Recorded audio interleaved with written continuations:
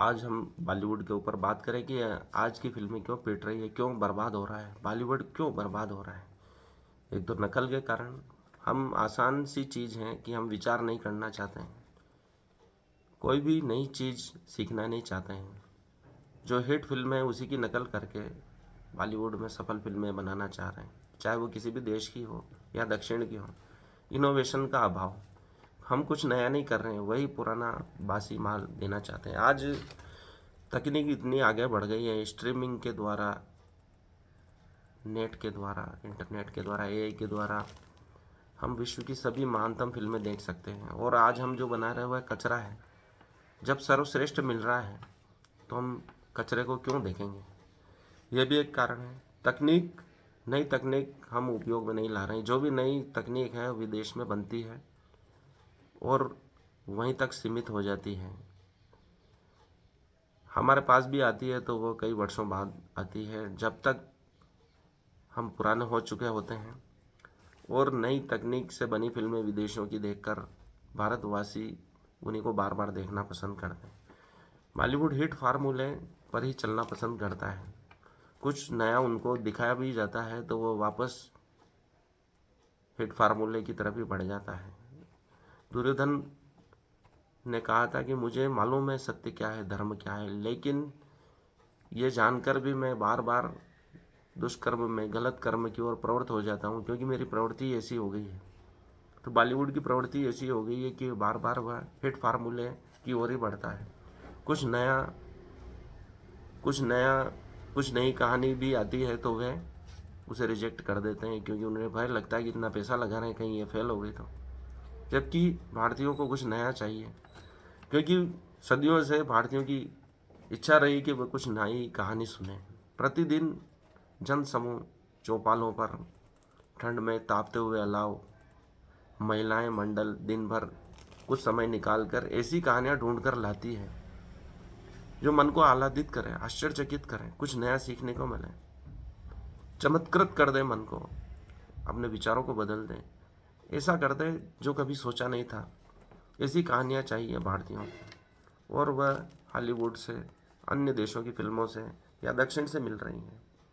लेकिन हम एक ही गलती बार बार करते हैं। जैसा कि व्यक्ति जन्म लेता है वही गलती करता है, वापस जन्म लेता है। पुनरअपि जन्मम पुनरअपि मरणम, बार बार जन्म लेता है, बार बार मरता है, लेकिन वह अपनी गलतियां नहीं छोड़ता है। और मोक्ष नहीं होने का भी कारण यही है कि बार बार जन्म हम इसलिए ले रहे हैं क्योंकि हम वही गलतियां दोहरा रहे हैं। और परमात्मा हम इस खेल रूपी संसार में इसलिए भेज रहा है ताकि हम फाउल न करें, गलती न करें, और इस गेम में जीत जाएं और इस प्रतिस्पर्धा से बाहर हो जाएं।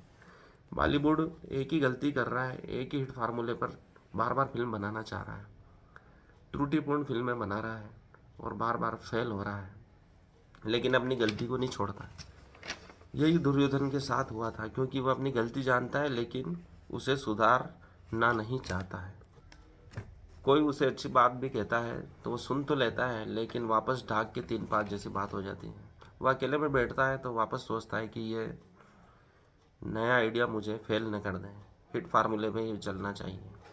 हमारे पास ऐतिहासिक पुरानी रामायण, महाभारत, कई ऐतिहासिक कहानियाँ ऐसी है जिस पे फिल्में बनाई जा सकती हैं। आधुनिक तकनीक का इस्तेमाल किया जा सकता है।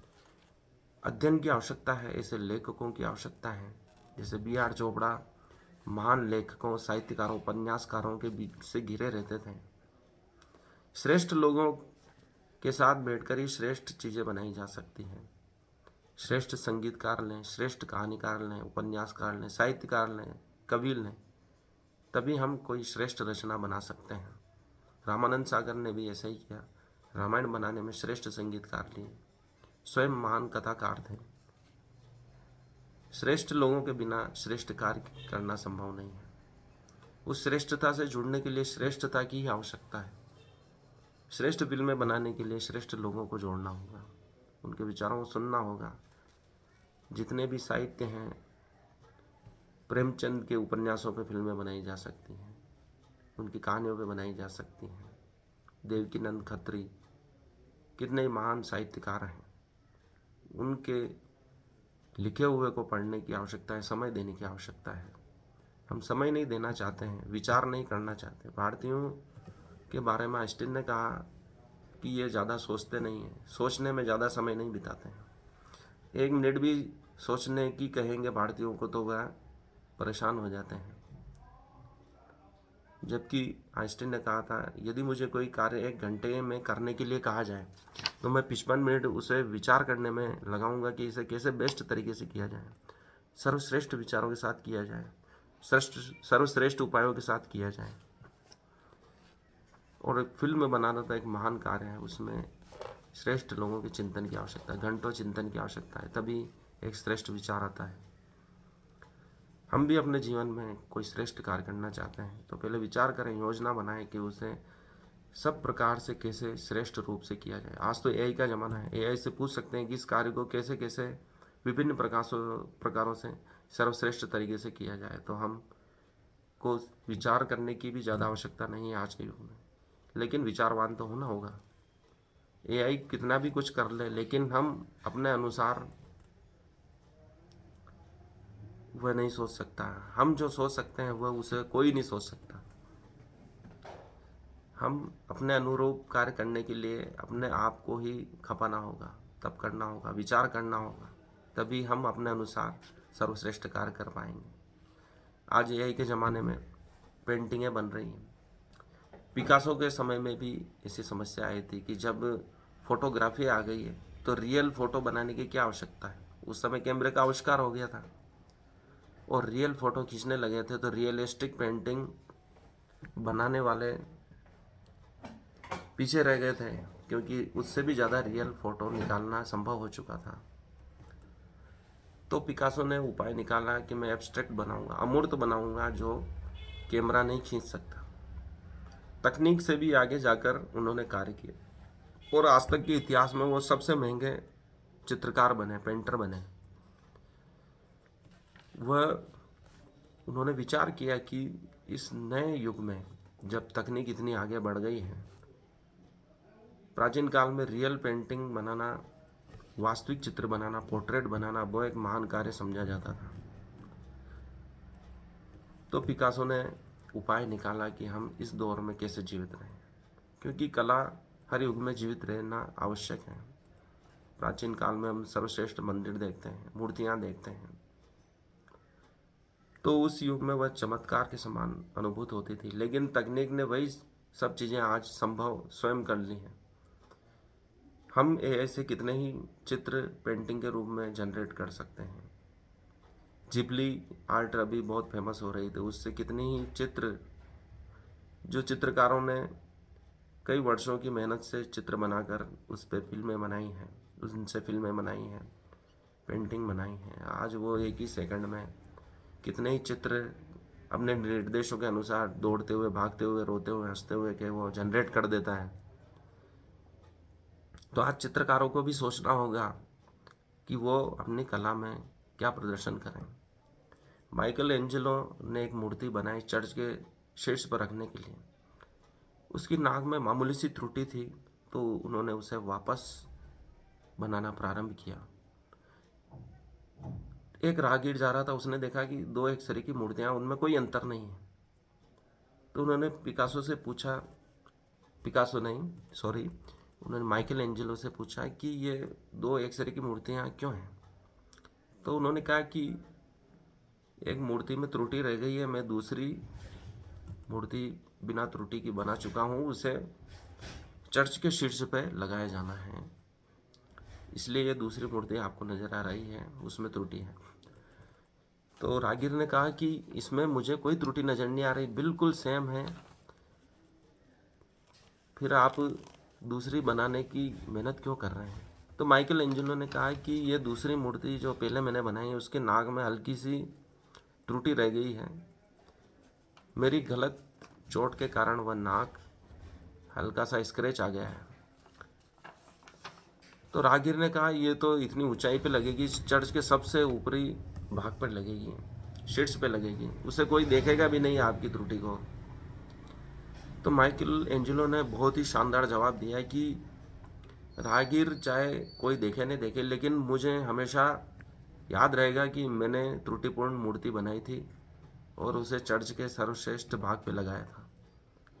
मेरे मन में भी यह विचार नहीं आना चाहिए कि मैं कोई बिना सर्वश्रेष्ठ वाला कार्य कहीं पे करके दे रहा हूँ। हमेशा सर्वश्रेष्ठ बनाने का उन्होंने प्रयास किया, उनमें कोई त्रुटि नहीं रखने का प्रयास किया। यदि आज पेंटिंग को या किसी कला को हमें सर्वश्रेष्ठ बनाना है, तकनीक से आगे निकालना है, तो उसके उपाय ढूंढना होंगे। ऐसी पेंटिंग बनानी होगी जो तकनीक नहीं बना सकती, एआई नहीं बना सकता। हमें चित्र को ब्रश से ऐसे बनाना होगा कि वह अंकन एआई मशीन नहीं कर सके, जनरल मशीनें नहीं कर सकें, जनरेटिव आर्ट नहीं कर सकें, मशीन लर्निंग प्रोसेस नहीं कर सकें। ऐसा बारीक अंकन देना होगा जो मशीन नहीं दे सके। अंदर तक हमें वह सुधार करना होगा, जैसा कि स्टीव जॉब्स ने अपने पिता से सीखा था। जब वह पुताई कर रहे थे एक अलमारी की बचपन में, तो उन्होंने आगे आगे से पुताई कर दी और पीछे का भाग छोड़ दिया। तो उनके पिता ने आकर कहा, क्या तुमने पूरी अलमारी को पेंट कर दिया है? तो स्टीव जॉब्स ने कहा, हाँ मैंने कर दिया है। तो पिता ने देखा पीछे के भाग पर पेंट नहीं हुआ है। तो उन्होंने स्टीव जॉब्स से कहा कि पीछे का भाग खाली है, वहाँ पर आपने पेंट नहीं किया है। तो स्टीव जॉब्स ने कहा कि पीछे वाले भाग तो कभी सामने आएगा ही नहीं, उसे कोई भी नहीं देखेगा, तो पोतने की क्या आवश्यकता है। तो उन्होंने कहा कि नहीं, चाहे कोई देखे न देखे, वह पेंट होना चाहिए, क्योंकि आपके मन में तो रहेगा कि ये भाग नहीं पेंट हुआ है। इसलिए उन्होंने जब एप्पल आईफोन बनाया तो उसने अंदर के भागों को, जो जहाँ मशीनें फिट होती हैं, पार्ट्स फिट होते हैं, उनको भी कलात्मक रूप से जमाने का प्रयास किया और अपने इंजीनियरों को कहा कि इनको ऐसे सर्वश्रेष्ठ रूप में जमाओ, कलात्मक रूप में, ताकि वो भी एक आर्ट के रूप में प्रदर्शित हो, और ऐसे संगठित रूप में फिट करो कि एक कण भी उसमें दूसरा ना जा सके, इतना स्पेस कम रखो। तो इंजीनियरों ने कहा कि अंदर के भाग को तो कोई ग्राहक खोल के भी नहीं देखेगा, कस्टमर देखेगा भी नहीं। तो स्टीव जॉब्स ने कहा कि नहीं, वो देखे ना नहीं देखे, लेकिन मुझे मालूम है अंदर मशीन कैसे बनी है। तो आज एप्पल फ़ोन सर्वश्रेष्ठ फ़ोन है दुनिया का। पानी में भी अधिक गहराई तक जाकर सुरक्षित रहता है, क्योंकि उसके एक एक पार्ट को इंसुलेट किया गया है, उसमें पानी नहीं घुस सकता। ऐसा कोई कंपनी नहीं करती है दूसरी। चाहे कोई देखे न देखे, लेकिन हमें अपना कार्य सर्वश्रेष्ठ करना है, तभी हम एआई से आगे बढ़ सकते हैं। पेंटर को ऐसे अंदरूनी भाग में भी सर्वश्रेष्ठ पेंट करना होगा, चित्रकारों को, जहाँ तकनीक नहीं पहुँच सकती, और उसको समझने के लिए लोगों को सदियों तक प्रयास करने होंगे, तभी वह पेंटिंग बिक पाएगी, फिल्म बन पाएगी। ऐसे प्रयास, सर्वश्रेष्ठ प्रयास की आवश्यकता है। धन्यवाद। आज के लिए इतना ही। इसे लाइक करें, शेयर करें, चैनल को सब्सक्राइब करें।